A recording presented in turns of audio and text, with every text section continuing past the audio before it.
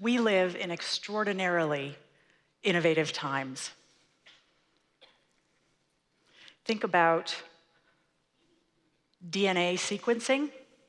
You can today determine if years from now you're going to get an illness. Think about self-driving cars. Today, individuals have drones, not just governments and military. 10 years ago, we sent a robot 150 million miles away, and it landed within a football field of where we wanted it to. So you'd imagine that in days like today, every mission-critical industry in the world is using modern technology to make sure what they're doing is as good as it could be. In fact, that's not the case. You remember hanging chads, butterfly ballots? Sadly, the most important business processes in the world are not using technology. And that matters. It matters for a lot of reasons. You'll remember 2000. Our president was elected not by the people, but by the Supreme Court of the United States. Regardless of which side of that argument you were on, in fact, it's not okay to not have ballots elect the president. In other countries, it's worse. In other countries, Afghanistan, for example, in some jurisdictions, there are more people who said that they voted than there are ballots that were counted. In other parts of Afghanistan, there are more ballots in the ballot box than there were registered voters. That's the problem with paper ballots. In Haiti, you wait in line for hours to make sure that you have a say in who's going to be elected. You want a legitimate regime. And on your way home from work, you see ballots floating through the streets. Poll stations were ransacked. Ballots were dumped on the streets and never counted. Paper ballots are not a good idea. In Mexico, ballots are set on fire, full ballot boxes. People have no way to know with paper ballots whether or not their election was legitimate. In Kenya, it's worse. People wait in line in spite of the violent politics all around them because they want to be counted. And people are massacred at polling places. Voting in person, by paper, manually, is not a good idea. You've heard this before in life. It's called the big lie. Remember when cigarettes were good for your health? You'll be sexy, you'll be skinny, you'll have a clear throat.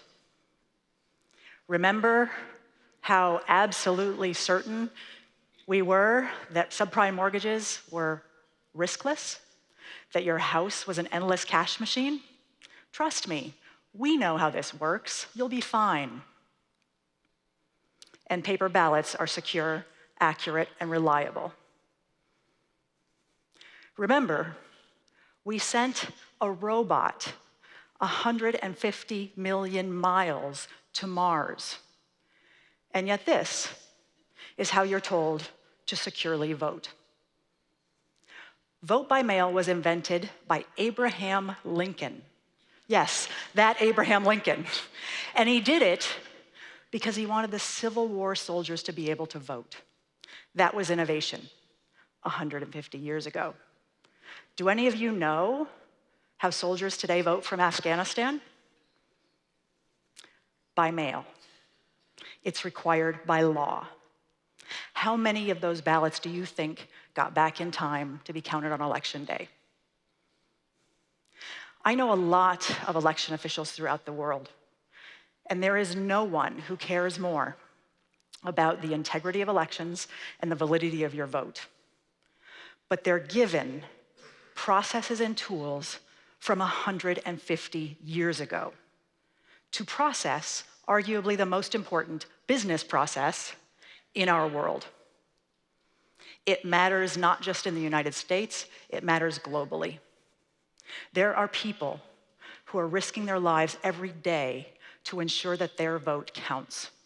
Women who never had the right to vote, youth who didn't care because they knew nothing could change, are risking their lives daily to say not only I want a vote that counts, but to say I want to be sure it was accurately counted.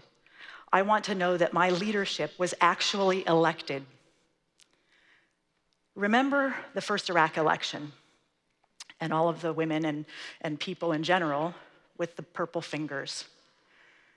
That was a really game-changing period. Those people risked their lives to ensure that they could elect their leaders.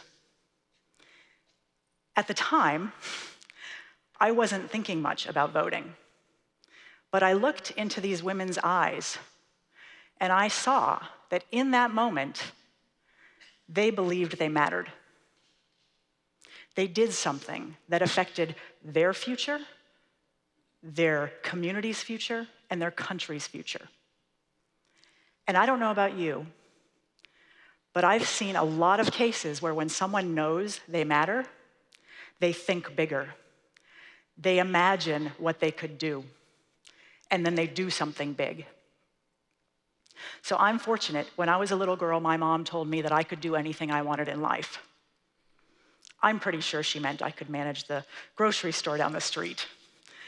But that's not what I heard. I'm from a small town in Ohio. That's not what I heard. What I heard is you can do anything. So I became an investment manager, and during that period of the purple fingers, I was speaking at a United Nations conference on technology. And it happens to be a huge UN conference where all of the great minds in technology are there talking about how they're changing the world. And it's a really cool thing. Strangely this year, or coincidentally, it happened to be the week that Arnold Schwarzenegger was elected in California in a statewide recall election as the governor. At the time, that was shocking to most people. At the time, Arnold Schwarzenegger was thought of as a bodybuilder and an actor. He was the Terminator. So everyone in this conference, imagine it's in Switzerland next to Austria where he grew up as a bodybuilder, so everyone at the conference was talking about elections. They were talking about voting. And I kept thinking, because it was the same period, of the women with the purple fingers and hanging chads and butterfly ballots and recall elections and saying, people care. If people care, important things can happen, but we have to do something to make sure that they know that, in fact, their vote counts. So I started talking to the people at the conference, Mr. Online Banking, Mr. Defense, Miss Online Commerce. What you do is a lot like voting. It's authentication, it's data, it's security. You should think about doing something with elections. It's important. Yeah, aren't you cute? No. So I thought, wow. The other thing I was told as a little girl is if there's a problem and you aren't part of the solution, you're in fact part of the problem. So I started thinking about how I could try to make this democracy thing work better. So I brought together a team of internationally recognized election administration experts and technology experts. Because you can't just throw technology at a problem and expect that it's going to solve it. You have to deeply understand the problem. So we came together and we began to change the way the world votes.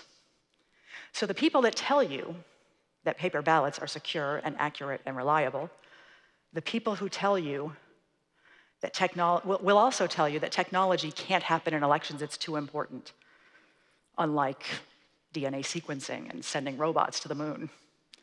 So we started to do something about it, and there is proven success using technology in elections. In 2007, we did a Vote Anywhere election where people could vote from home on their phones, in polling places on PCs, anywhere in the world on a PC, and every polling place was open to everyone. And it was the first election in history where public key infrastructure was used to encrypt ballots. So you can, in fact, it's proven that you can increase accuracy and security in elections while increasing participation. We did the same thing in Australia for the military in 2007. So military were able to vote privately and independently and know that their ballots got back electronically in time to be counted. We continued that throughout the United States. And then in 2009, we had the first ever all digital election. So people could vote by phone, they could vote by PC. A woman called and told us that her entire life, she has had to have her sister fill out her ballot for her because she's blind. Paper, by the way, is not accessible. That day, she voted for the first time knowing that her ballot was submitted the way she had intended. Her fear forever had been that her sister was a different political party. So we continued this throughout the country. And then in 2011, magically appeared the iPad. So suddenly it's not voting online, it's not voting by software, it's iPad voting. But that's okay. Apple can take the credit because what that does is make people realize something big is happening.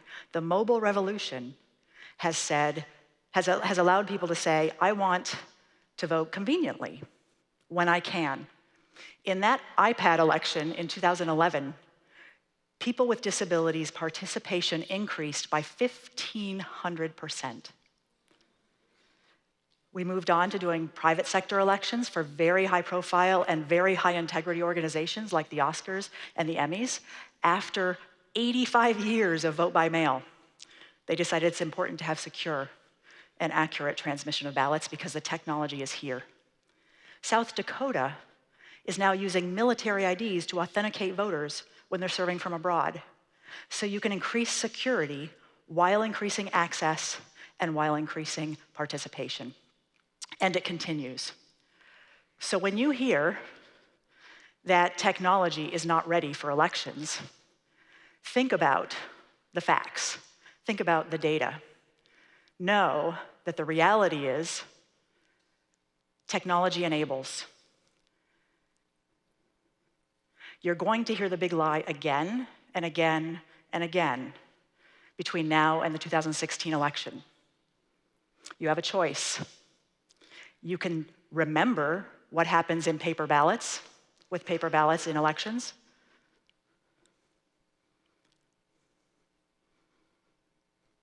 And you can say, no, I'm not going to believe the big lie anymore. Because when technology enables, it allows people to know that they matter, to trust in the results, and to do something very important with their lives. Thank you.